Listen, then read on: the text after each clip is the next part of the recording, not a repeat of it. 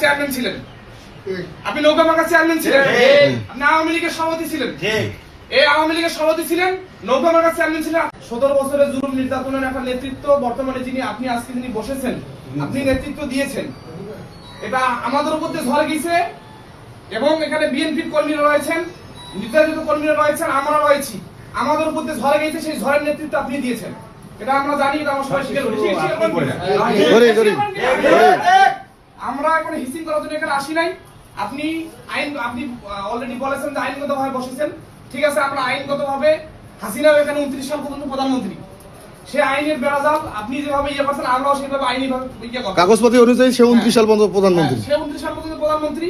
তা আমরা আইনগতভাবে কি পদক্ষেপ নেওয়া দরকার, আমরা রাজনৈতিক কর্মী হিসেবে আমাদের যে কোনো ধরনের রাজনৈতিক কর্মসূচি পালন করার অধিকার আমাদের রয়েছে, আমরা সেই অধিকার পালন করব।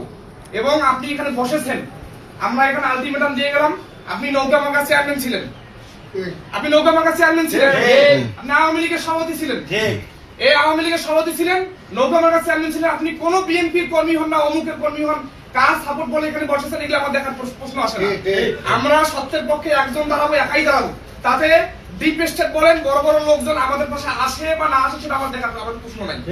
এজন্য আমরা আপনাকে আলটিমেটাম দিলাম যে আপনি যেভাবে ছিলেন ওইভাবে থাকাটা আপনার জন্য উপযুক্ত ছিল, কিন্তু আজকে আপনি যে নতুন করে চেয়ারে বসলেন এটা আপনার জন্য ভালো হলো না, এটা আমরা মনে করি।